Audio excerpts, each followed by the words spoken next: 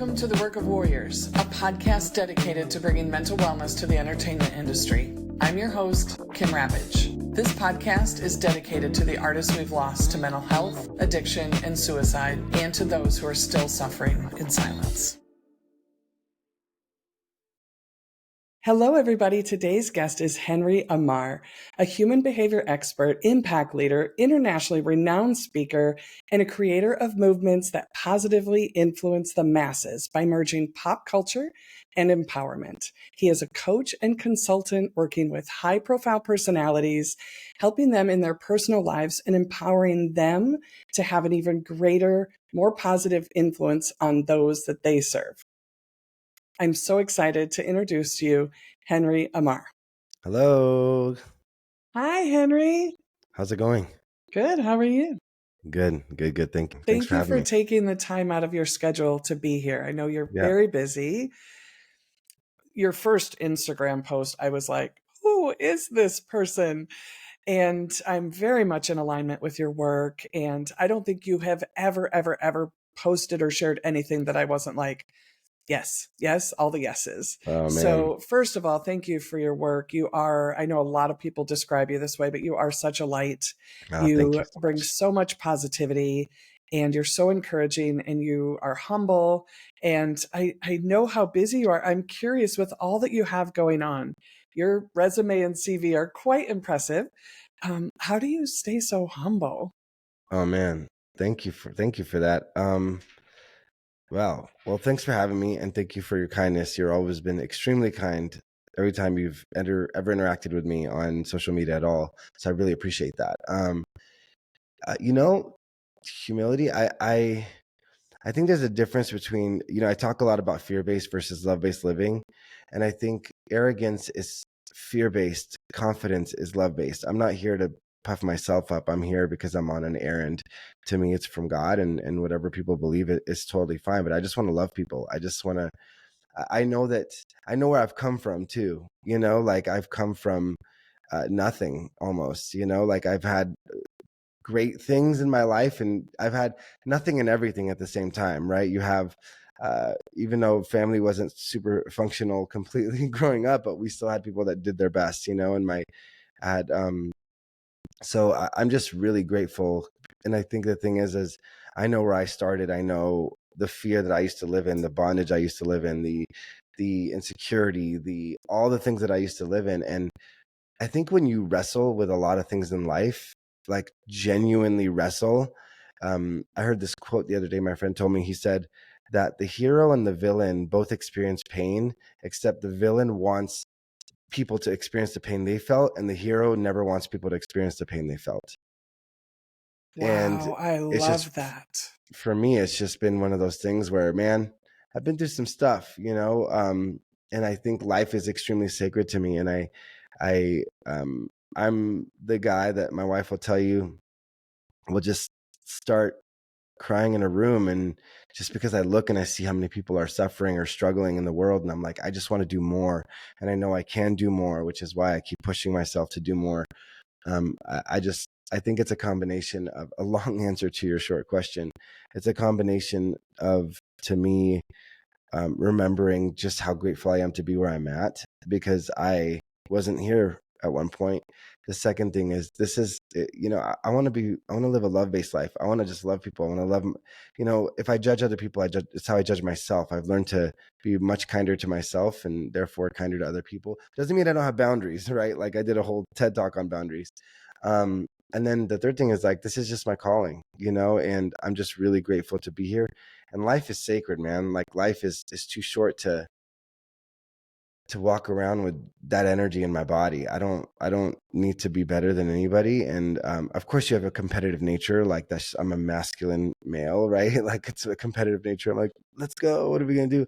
But it's more just, Tony Robbins said the word competition is conspire. Like you push each other to be better. That's really the main goal of it all. But overall, man, I'm just really honored and grateful to serve and to do what I do. And it's not like I don't have my moments. But I know that it can all be taken away tomorrow, and I know that life is extremely sacred. I've lost too many people close to me, that you have no idea. Like one day they're there and the next day they're not. And you're just like, wow, life is like sacred, man. And I don't have time to walk around with that energy inside of me. And if it is inside of me, I, through trauma or belief systems or stuff like that, I just go through my process and just work through it. So I don't want to live in that energy in my life, you know? Yeah, I love that. And I want to tell you that just even when you started with fear-based living as opposed to love-based living, I literally, and this is a lot of work that I do, right? But I literally felt my nervous system just relax. Mm, Like just by hearing you say that, just felt like, oh, you just feel safe, right? And yeah, like just a relaxation in the body. So that's thank you awesome. for that. And Thank you. okay, so how do you? I see your schedule and you're ramping up and you're very busy.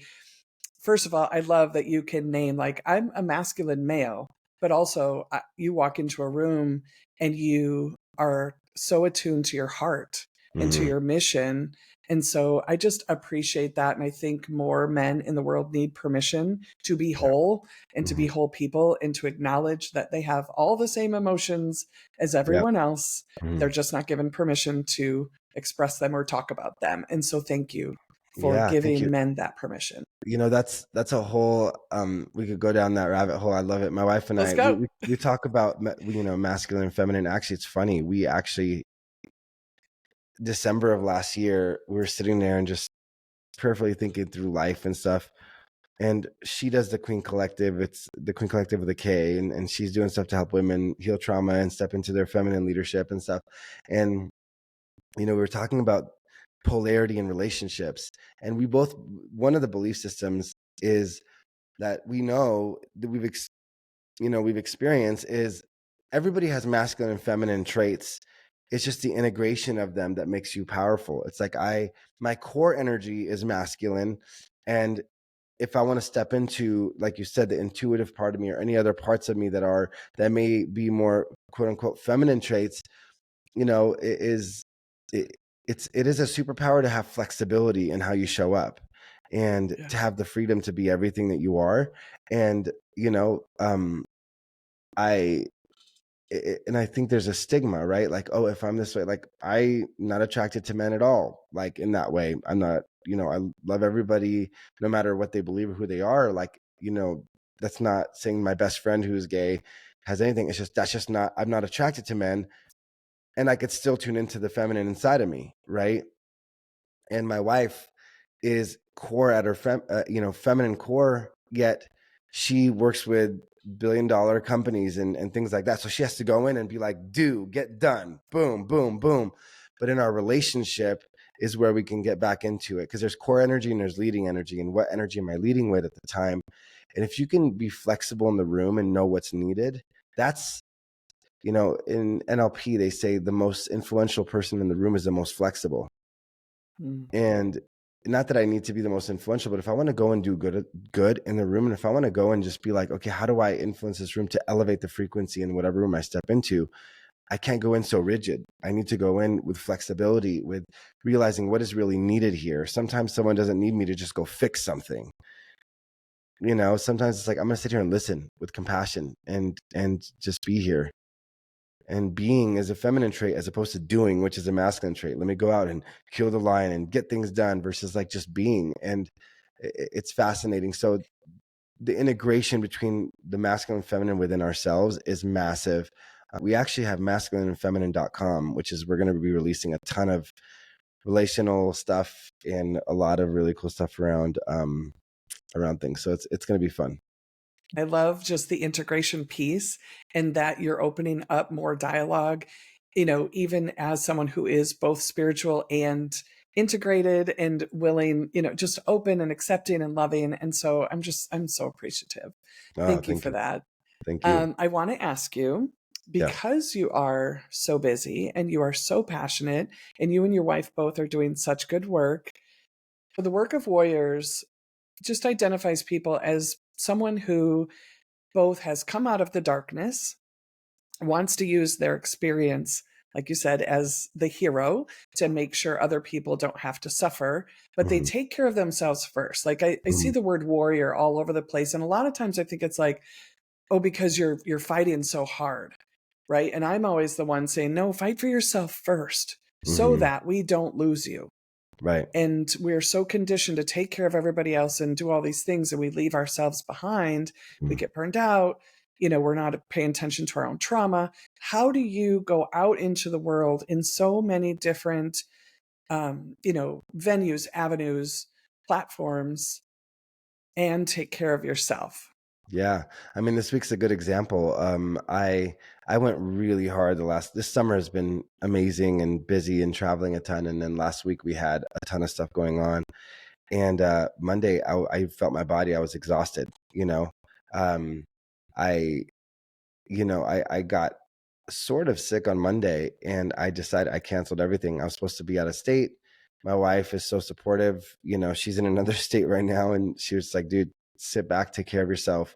And I literally canceled things for 2 days, and I just sat. I did some work from bed and ate healthy and did the things, but I usually work out really hard. I usually do these things, but I took a step back and said, what is my body telling me? Because the reality is, my wife and I, we're people first, like we're not machines. And if I honor my body and I honor my spirit and I honor my emotions and I honor my mentality, then they'll honor me back. Right. Like in a sense of they'll be the best vehicle for me to go out and do things. And then yesterday I felt fine. Yesterday I went to a meeting, feel great today. You probably could hear like a little bit of like nasally tone from me, but I feel great. And I realized my body's going to tell me, and there's a quote that says, if you don't um, listen to your body when it's telling you to slow down, it'll force you to listen. Absolutely. And I get it. I'm extremely busy. Like I love being productive. I love it so much. Um, Not at the expense of what's important to me. And I think when I recognize what's important, I have to keep important things important. And if I feel like I need to neglect my body or my spirit or my emotions to go do something, I need to check my belief system because my value system is out of whack. So for me, it's like if I will never ignore my wife for something. If she needs me, I will never ignore what I'm feeling. Granted, I'm not saying I'm letting my emotions run the show. It's like, no, I'm stepping into leadership. I'm honoring what I'm feeling. I'm honoring my body. Okay, can I work through this? But I get really inquisitive. But what's important, like what am I going to look back at life? I, and one of the guys in my inner circle yesterday brought up a cool metaphor. I don't know who said it, but he said it's the glass ball and the rubber ball. He said we're always juggling these balls, and we think they're all glass balls, but if we drop them, we'll realize that 90% of them are rubber, and they'll just bounce right back, and only some of them will break. And so I asked myself, what are the most important things I need to do this week? I listed them. I still did my morning routines, still did my stuff, and I just got done what I needed to get done, and everything else can just chill while my body recovers. So I I'm probably one of the busiest people I know, and at the same time, like if you can't love yourself, then how can you optimize your output into the world? It's like I can't. This isn't my car. Yeah, my car travels a lot, but if I'm not taking care of the engine, then I'm gonna break down on the side of the road, and then that just screws everything else up. Right. I always say the world needs your gifts, but not at the cost of your soul. 100%. I love that. Love Yeah. that. Love that. Yeah. So So you I asked me at a get, good time. yeah. Well, I'm watching you, and we're chatting, and I see how busy you are. And so I'm always the person who is like in the background, just always wondering, are they okay? Like, what are they Yeah. doing to take care of themselves first? Because Mhm. I see, I work primarily with artists and entertainers and entrepreneurs. So they give and give and give and give and often have greater limits, than they even realize. And Yeah. so my passion, my concern is always that people don't lose themselves in the face of either success, changing the world, making an impact. 100%. And you just said it perfectly.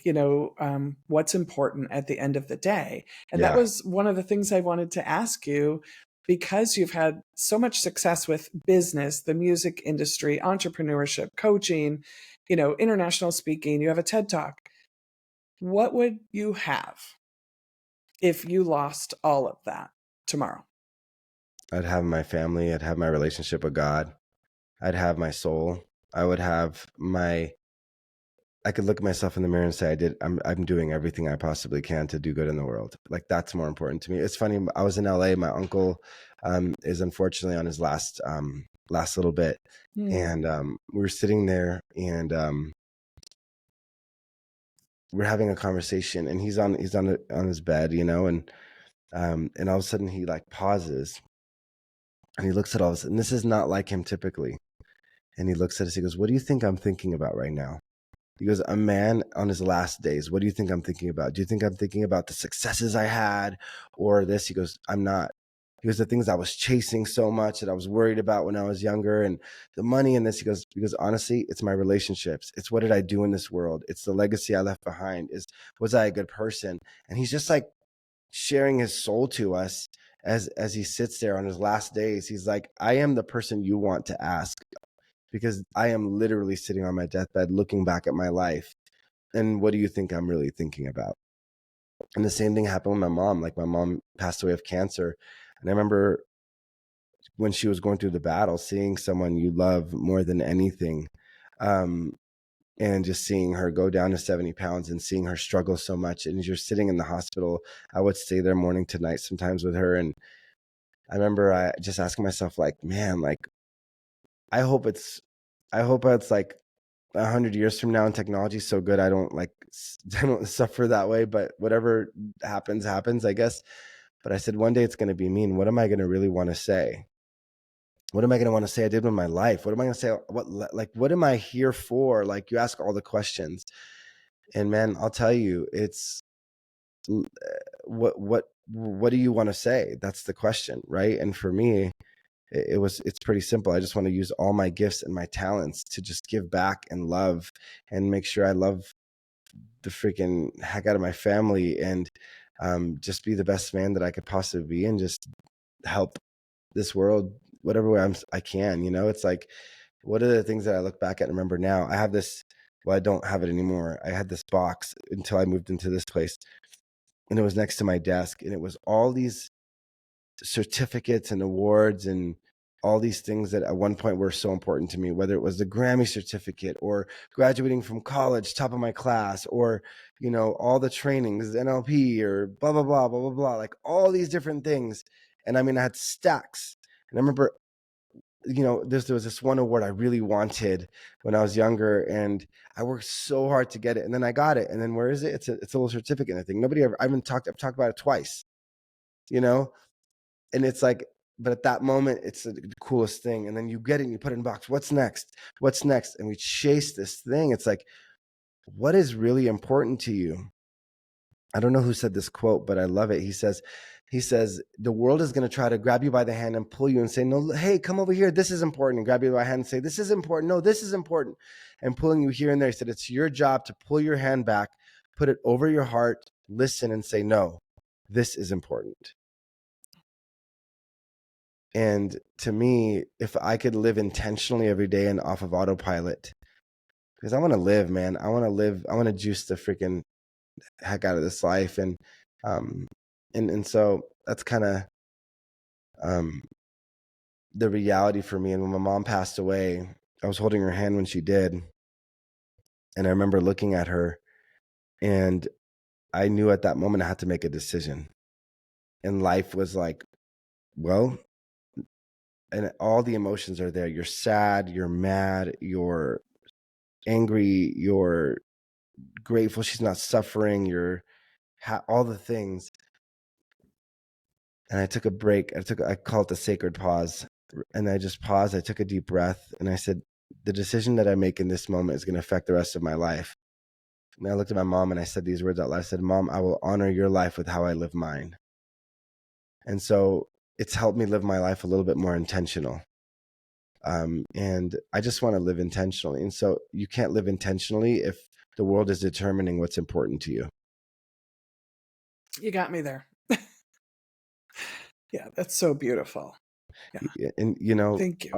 I'll say this thought that comes to my mind, since a lot of artists are on this podcast. I'm an artist, and I work with a ton of artists, and I'll tell you this: artists are hypersensitive, and it's the greatest gift and can be feel like a downfall, because artists don't feel negative 100, positive 100. They feel negative 1,000, positive 1,000, right? I call it the God heart, because the capacity to feel is so deep that you could love so deep, and love is the most powerful force on earth. So the very fact that as an artist we can learn to love, it's very hard to love because we're extremely critical of ourselves and the work that we do and everything, because we interpret for the rest of the world, and you feel the world so much differently, right? Um, but it's the fire hose metaphor. It's like if I brought a fire hose to your room and I put it on blast, it's like, psh, it feels like it's ruining other people. It's ruining things. It's hurting yourself. It's not getting things done. But what happens to the fire hose when you learn to navigate it?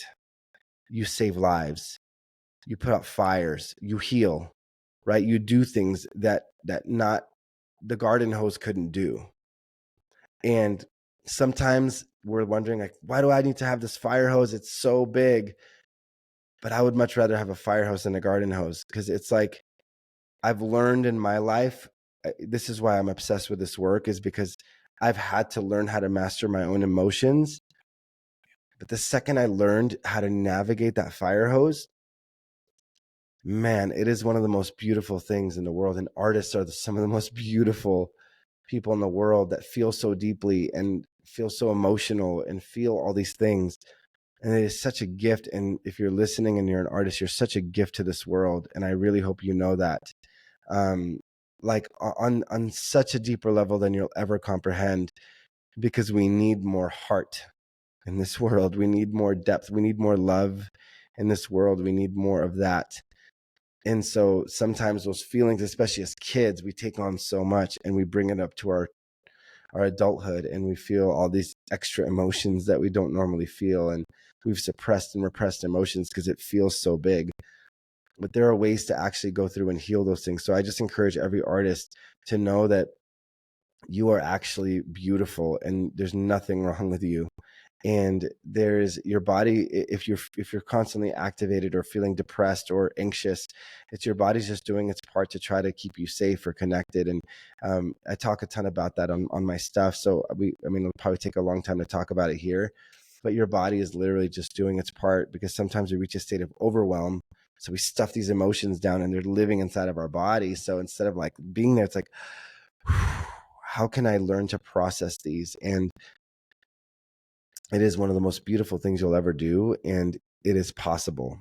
It is 100% possible. So if you're an artist and you're listening, man, God bless you and thank you for being who you are. And you are an absolute treasure to this world, for sure. Amen. You know, I'm thinking of the artist Hardy. I don't know if you heard, but he was public about getting care for anxiety due to a near-death accident he had last year. Wow. You know, and I posted, like, it's easy for the rest of the world to think, oh, now he has mental health issues. It's like he has a human issue. He had a terrifying event that his body was hijacked, his nervous system was hijacked in the middle of that accident, Right. and it's still stuck. And Right. so his nervous system is getting triggered, and he just needs help and tools to learn how to regulate his nervous system, maintain that fire hose, right? Also, but it's a similar metaphor, but it's like, that's a human issue. That's something where we all have a nervous system. And depending Oh, on our experiences, so many people are walking around, I think, either asleep because they're just dormant because they have so many experiences that they're too afraid to feel, or they're hijacked right. and they're activated and they don't know that. And when it starts coming out sideways, they think there's something wrong with them, or why can't I do this? What's wrong with me? And nothing. You're human. So do you want to 100%. say a little more about that? Yeah. I mean, I'll tell you this. I've been doing this work obsessively for 26 years, and I had a major breakthrough this summer. You know what I mean? So like Yeah. the cool thing is the work keeps going, and the new level, new devil, right? Like Yeah. you're always going to have room to grow. And I think it's just a matter of, how do you learn to navigate your emotions? How do you learn to have emotions, but don't let them have you? How do you learn to be with your emotions and not in your emotions? How do you learn to be, there's all these beautiful teachers teaching these beautiful things out there. And so just learning about the art of your body, right? It really is an art, and you can learn to navigate that. And so, man, there's so much we could talk about the nervous system and overwhelming life experiences and what they actually do to you. I'll just keep it simple and just say, like, be first of all, start here. Give yourself so much grace and compassion, no matter where you are. It is the number one factor. People say the truth will set you free, and one of the things I say often is, most people tell themselves enough truth to be uncomfortable, but not enough truth to be free, because you have not let yourself have a safe enough place to tell yourself the truth without beating yourself up. So if we can just lovingly say, oh, my body's just doing its part to keep me connected or safe, or this is my belief system, this is what happened, and this is the reaction, there's a level of freedom that comes when you're like, love and truth is what sets me free. Love is the healer. Love is the transformer. Love is the thing that will happen. And it's not this cliche word of love. It's like, no, man, like, if Mastin Kipp gave a really cool story where one day he said there was 3 women in a grocery store, and this one kid is like, activated and screaming and just upset. And the one mom is like, you shouldn't be doing this. You shouldn't be doing this. What are you doing? And it just goes off on him and just puts him down. Right. So they say you should all over them. Right. And then the second one, she is kind of avoidant. So she grabs him and like goes away and like runs to the corner, and then decides to leave, doesn't get anything done that she needs to get done. The third mom goes down to the level of the child, looks the child in the eyes and says, my son or my daughter, I'm here. I got you. You're safe. What is it that you need? And a lot of times we need to become that loving leader we've always wanted growing up for ourselves, because that's what our bodies always needed. But when you reject yourself, you're doing the very thing to yourself that caused those emotions to stay in your body in the first place. Because what we're looking for is acceptance and love and reception. So give yourself grace, give yourself a safe space to like have compassion on yourself. Gabor Mate calls it compassionate curiosity. I call it loving self-awareness. And be radically self-aware and be radically loving with yourself. And that's the beauty of it. And you don't need to go faster than you need to. Like, it's direction, not speed. You cannot force a flower to open. You have to just nurture it, put it in the right environment, take out the weeds, and just nurture the freaking hell out of it. And when I say the hell out of it, literally just get all that other stuff out of it, but you nurture it, you love it. You put light into something to get darkness out, not by putting more darkness or kicking yourself while you're down. Right. You cannot condemn yourself into positive change. It does Mm-hmm. not work. I tried it for years. Yeah. Just skip over that. It doesn't work. And stay kind, curious, and compassionate. That's what leads to transformation. Amen to that. Amen to that. Yeah, for sure. So I have another question for you. Yeah. I feel your integrity. I feel your humility. And I feel your love and your light so genuinely. Thank you. I just think it would be really helpful if you could speak a little bit to, how do you stay true to yourself? How do you avoid betraying yourself in an industry that can often be toxic, where other people, the more success you get, the more people get opinions and ideas and control over your life. All the time. How are you navigating that in a healthy way? I think that would be really helpful for our listeners. Yeah. I mean, so my nickname used to be Passive. I betrayed myself all the time, right? I used to live in so much fear that I wanted everybody to like me and be a people pleaser. And, and I just, yeah, cool. And they'd be like, hey, Passive, what do you think? And I'm like, I don't know. What do you think? Like, it was just like, I had these friends that would make fun of me because of it. They're like, dude, speak up. And I'm like, no, it's okay. I'm good. We can do whatever.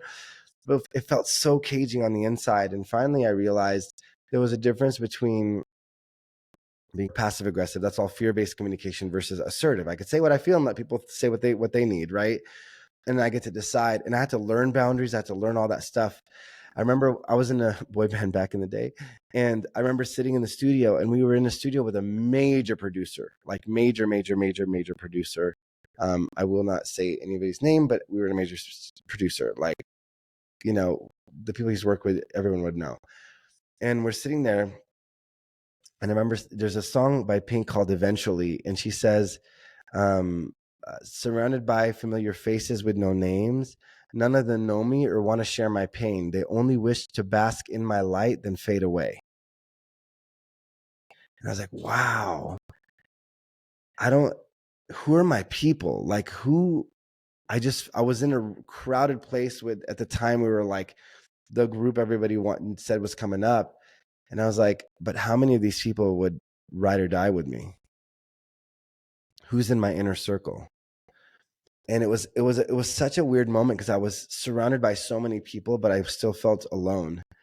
And it was a moment in my life where I said, man, I need to discover and figure out what are my values and who are my people. Um, and in an industry, for me, and then, I've betrayed myself too much in my life to know where that goes. And it's no fun. It's caging, and it's not what I was here to do. And, so integrity for me is so important. That's just a moral thing for me. It's my word is extremely important, as you may have experienced. I told you I was going to do this podcast. I was like, we will make it happen in some way or another. And I'm not perfect at it because my life is busy and sometimes things fall through the cracks, not because of my own, like, oh, I'm disregarding it. But the reality is I do my best to honor my word because it's what else do I have? You know, and it's just a moral compass that I have is just staying true. Everybody has their opinions. Everybody has their opinions, and of course the more in the public eye you are, the more people tell you what they think you should be doing. Um, I think I've wrestled in the mud enough, and I think it's like the tree metaphor. When the winds start to blow, your roots can go deeper and connect to what is true, to to the nurturing aspects of the world. And I just have elements in my life that are grounding. Like for me, this is just my thing. It's like whatever it is for anybody else, but God is always number one for me. It's like I have my spirituality that I value extremely. It is the first and last thing I do in my day, and and to me that presence is love, right? So when I'm out of the alignment of love, I'm out of the alignment of what's important to me. Um, and I get out of alignment. It's like the plane; you have to just keep on like bringing yourself back. But I do my best to be on as much as I can, without betraying myself, because love, it just doesn't just mean what you do for other people. Love is actually yourself. Absolutely. Thank you for saying that. It's so important. Like, and it's funny. If for I'm a Jesus guy, and so in the Christian faith, it's like when they asked Jesus what the greatest commandment was, it's love God with all your heart, soul, mind, and strength, and love your neighbors as yourself. Yet sometimes we're like, just go serve, just go give, and a lot of givers probably on this podcast listening are terrible receivers. Yeah. Well, and I Yeah, think it's twofold. It's the givers, like we're conditioned to give and serve. And so we desire to make a difference. We desire to be good people. Even if we're not Christians, most people just want to be good people. 100%. Yep. And so, but then you also have an industry that doesn't help you find those boundaries and can just over demand, if you Yeah. will. And so it's so complex. It's hard, man, because there is, if there's any coaches listening at all, or anybody can maybe have experienced this, it's like, this is what I do for a living, yet I want to give it all away, yet at the same time I have a family and I have a business I run, I have employees that I feed, and their families, and they just had another kid, so like there's a whole thing to it, and you just want to give and give and give. And I think it's important just to understand that, like, I used to always be, there's an energy exchange, right? There really is, like in whatever you do. And so this may not go along with the integrity part, but if there really is something to where I think as humans, just being able to pitch and catch love, pitch and catch different things. And so when it comes to like, man, I have like 4 different thoughts in my head, because we can go the monetary direction, which is like sometimes people just have a hard time, artists, right? Let's just use an artist as an example. It's like, oh, you're just painting something. It's like, no, that's your livelihood. That is your craft.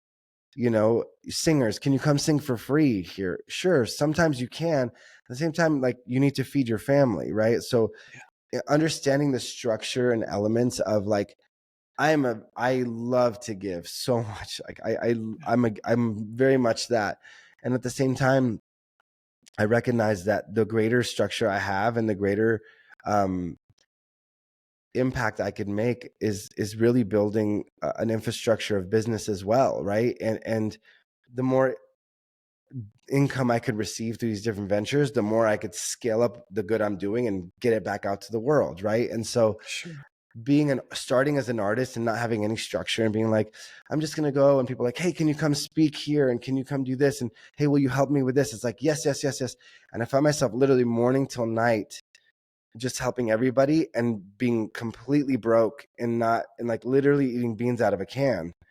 I'm like, whoa, hold on a second. Like I need to learn to love this guy too and figure out what is the balance, or is there a balance? And I would ask these questions. And so I realized I can serve so many more people now, and I could do different things. And I go speak, for free here and there. And I go and I help people. Like every day there's somebody I'm talking to help, right? It's just there's an understanding of like, how does that work? Because some people are, it's well, oh man, those you should be just helping everybody with that. It's like, this is your craft. This is what you spent. I spent over 6 figures on learning everything that I know so I could help people in the way that I need to help them. And someone that plays basketball, or that sings, or that is a entrepreneur that is working their tail off just to keep the lights on.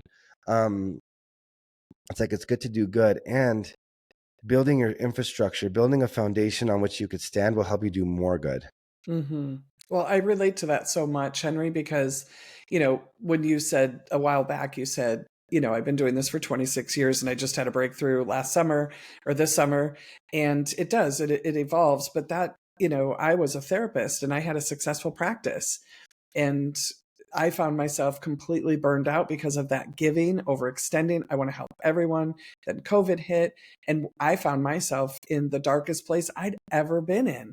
And Mm-hmm. it was a life or death situation. Yeah. And as I chose life, I had to build a structure that allowed me to leave the traditional model of mental health, which focuses on negative and the illness and, a lot of that, and build, a wellness coaching, model that not only saved my life, but is holistic, empowering, but also allows me to have my non-negotiables, allows Yeah. me to be with my family, allows me to prioritize my relationships and my own mental health, because I lost it for a minute. Yeah. And we can't serve from that place. It's And hard. so, when I hear people say like, well, does anybody know of a plumber that doesn't charge too much, or an electrician that doesn't charge too much? And, I just try to think, like, I just like say a little, like, a little pause and just, I hope you step into your light, because it's just a lack of understanding of what anyone who's trying to create anything is trying to do, which is to make the world a better place while they also feed their family. Yeah. Yeah. Yeah. And that's one thing that I had to shift. I grew up, very, we had $200, right? Like we all Mhm. lived it was like, you know, Yeah, I grew up in it was, I lived in a mobile home. I was a trailer yeah. at the end of the dirt road, literally. Yeah. So you get it. And it's like, my mentality was so much different then. If there's not enough, there's Yeah, barely scarcity. barely enough. But it's like, I will tell you, look, and we hear this all the time on social media, have an abundant mentality, have an abundant mentality. I will tell you this, there really, and this is, it's funny, people have said this and I've heard it and it's gone over my head. But one thing I'm stepping into more of now is like, how the only question is, how can I create so much value that can help me bring in abundance? And if I think that there's not enough in the world, then it's like, it's a constraining thing, when in reality, like, that plumber, if if I go in and I just literally know that is, say it's a male, goes back home to a family to be there, and he's working his butt off, working with people's stuff, right, all day, every day, just to put food on the table, versus seeing them. And goes back to our first question. Instead of seeing the server as a server, or the plumber as a plumber, that plumber may be a father, or that the person at Walmart when you walk in that greets you and you're like, hey, oh man, that person's just an older person. It's like, no, they're looking for connection. Maybe that's a human being that wants to be loved, that's trying to survive and put food on the table. And if we could just love each other and treat each other in that space, including yourself, right? You may not have the funds and be like, I'm going to hire the greatest plumber in the world, right? Like, there are some people that try to offer me services and like, I'll do it for this much. I'm like, out of my budget for now. Or I don't want to pay that much for it. That's okay. It's a different energy than, oh my gosh, like, I don't know if I'm ever going to have enough. It's like, man, when you can just, regardless of whether you hire them or not, we can just look at everybody as like delighting in serving people and adding value to people. The value you add to people is the money that comes back to you.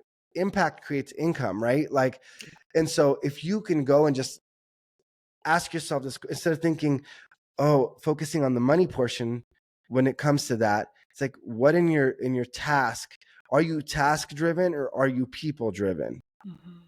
And I'm telling you, when we serve the freaking crap out of people, and when we go and we can show up and remember that literally money is a piece of paper that just says, here, this is what I believe the value is of what this is.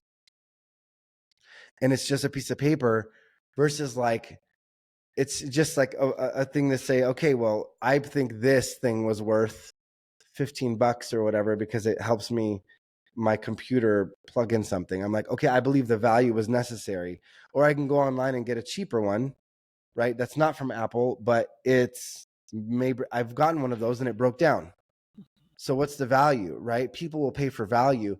And so I went off to people that are now adding value or going as entrepreneurs or other things, but it's like,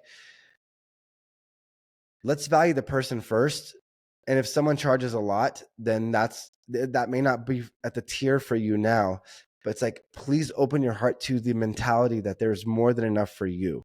Trust me, my belief system used to be, you have to work really hard to barely get by, because my father worked from 4:30 in the morning till 8 o'clock at night. I would see how tired he was. It was very hard labor.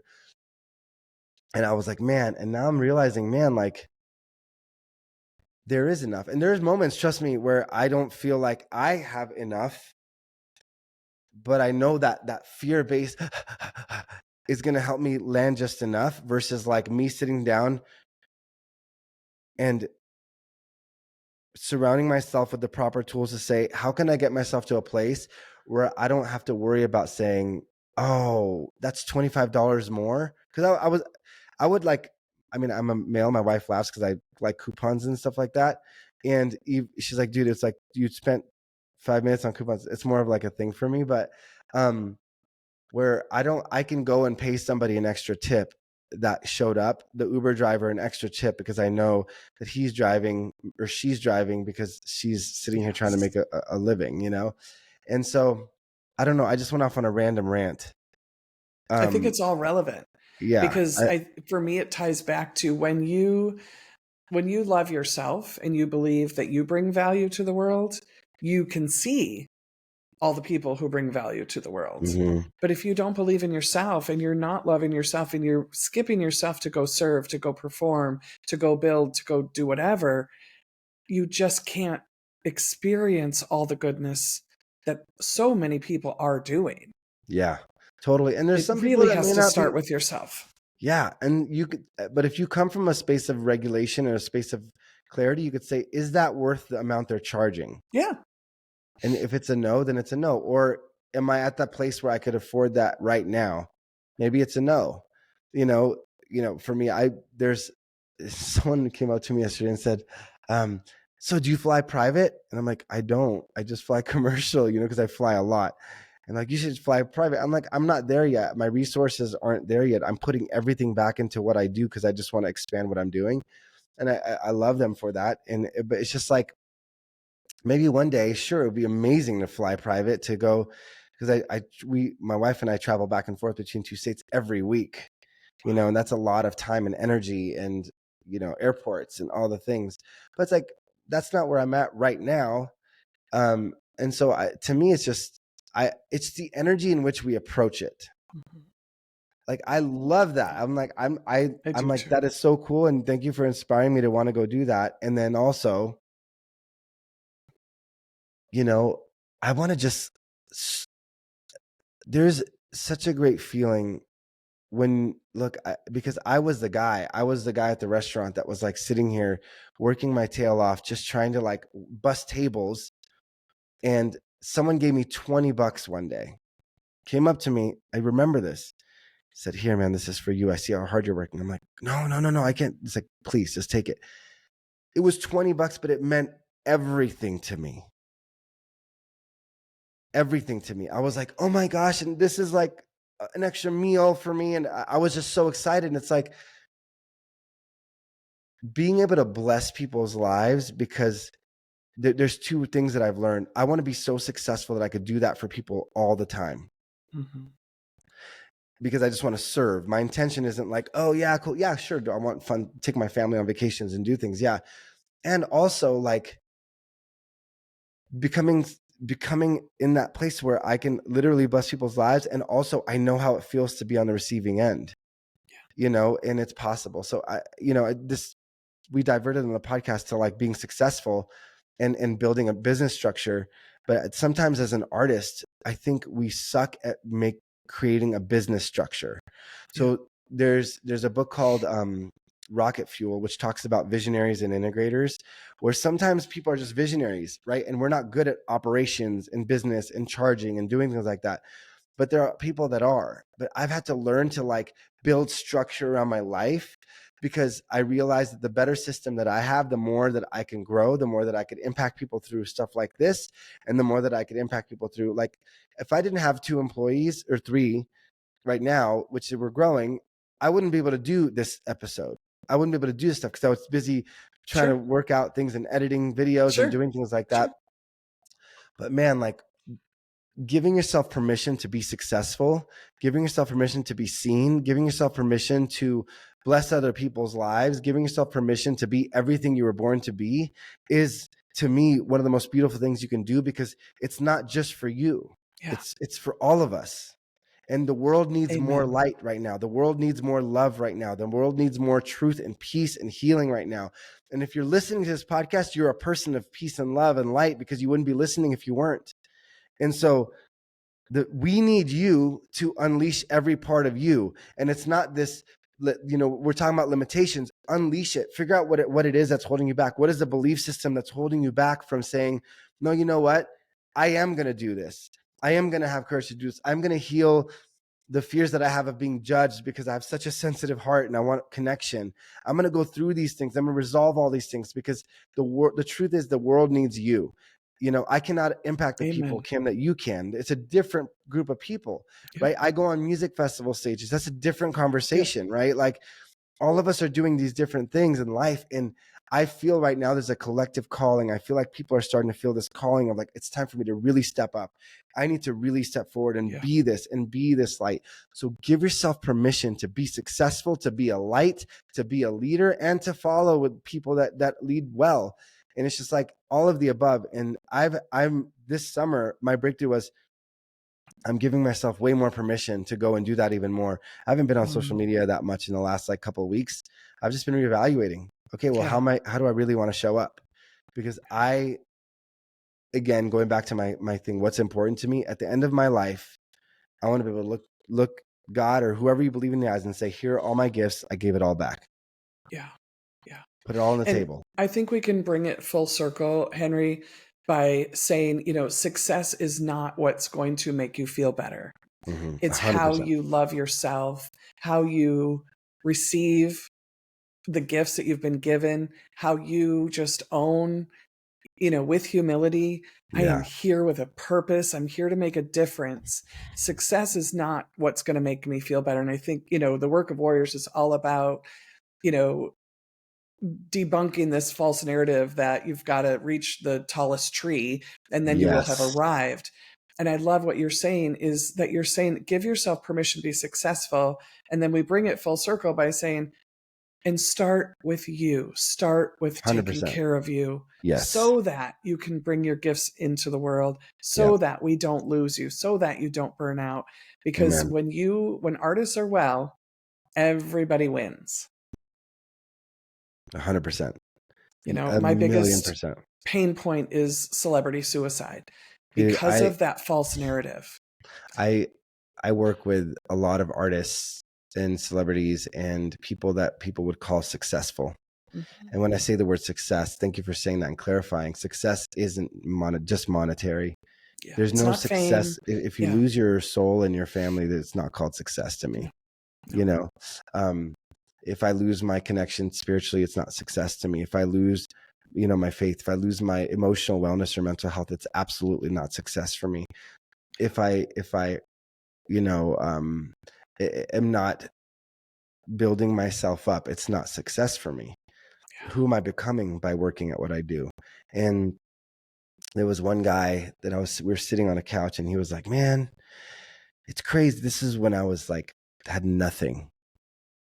And I was doing a lot of the inner work and, being an artist, I was being a real artist, but I was finding my rhythm and just being like, okay, I'm just going to just, doing this inner healing work. And the guy looks at me and, he's like, what's crazy, Henry? He goes, you're happier than me. And he goes, and I'm living on the beach. I just wrote my daughter $1 million check for her 18th birthday. I bought my other daughter a Ferrari. And he goes, I'm sitting here. And he goes, you literally probably have enough just to eat food and go. And he goes, you are so much happier than me. He goes, isn't that crazy? And I'm like, yeah, that's freaking wild, Yeah. And so I never want to lose my soul toward going for success, because to me, abundance success is nothing without your heart and without your spirit and without your emotions. And so making it practical, like I went off on so many random rants. I just go with my heart and just randomly go off on these like little tangents and come back to the world. Being an artist that I am, right? That's why I love podcasts. Like, Yeah, just sit down and have coffee, and yeah, it's you just just authentic. chat. Yeah. And whoever is listening, man, I'll just go back to this because this is the fundamental thing. Be kind to yourself where you're at. I said, be successful, give yourself permission. You're like, yeah, but I don't give myself permission. It's like rebuild that relationship with yourself. I don't know Kim very well, but guess what? After this, I know her better than I did before because we spent time. We had a conversation. So spend quality time with yourself. How do you speak with yourself? How do you treat yourself? Do you listen to your body? Do you listen to yourself? How do you build a relationship with anybody? And so just honor yourself, honor your heart, honor your soul, honor what's important to you, and never compromise it. And at the end of the day, like, yeah, there's ways you could be productive and ways you could do more of these things. But hitting the gas on a car whose engine has not been taken care of, I don't care how sexy the car looks. I don't care if it's a Lamborghini. If you have not taken care of your engine, your heart, your spirit, you can hit the gas. Eventually, you'll overheat. And so take care of the engine. It's the part that nobody else sees. It's under the hood. Yeah. That's the thing that's going to make you just drive and be able to roll down the windows and enjoy your life. And some of you right now may be having a really difficult time and being like, well, where do I start? And if you're listening to this, it's a great start. Surrounding yourself with things like this and, podcasts that lift you, that edify you. And unfollowing and stop listening to anything that makes you feel bad. Yeah. Be hyper aware of your emotions. I'm like, every time I'm around that, it's like, I have a TEDx talk on boundaries, and go listen to that. Like, what are things that you want to bring closer to you? What are things you want to bring further away? But be gentle with yourself. And I promise you this, no matter where you are, there's hope. You're talking to a guy that pretty much felt like he lost everything at one point. I mean, I can go on with all my stories, but when you ask me, going back to the first question, which we can end with this, is like, what helps me stay? I mean, it's funny, I'm not saying I'm humble. Like, what helps you keep more humility in your life and gratitude in your life? It's because I know what it feels like to be in the dirt. I know what it feels like to wrestle in the mud for life, just to feel like I need to breathe, just to feel like I need to make it another day, not wondering where my next meal may come from or how I'm going to pay for whatever or anything like that. Like, there is hope and there are principles that help you. And it starts with genuine loving self-awareness, compassionate curiosity. What do you need right now? What's the next simple step for you? Go get it. Go get support. Go ask friends. Don't do this by yourself. Don't be a lone ranger.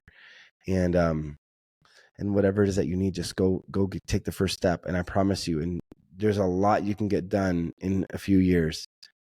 And I'll end with this quote. Tony Robbins says, we overestimate what we could do in a week, but we underestimate what we can do in a few years. Yeah. Yeah. So thank you for that.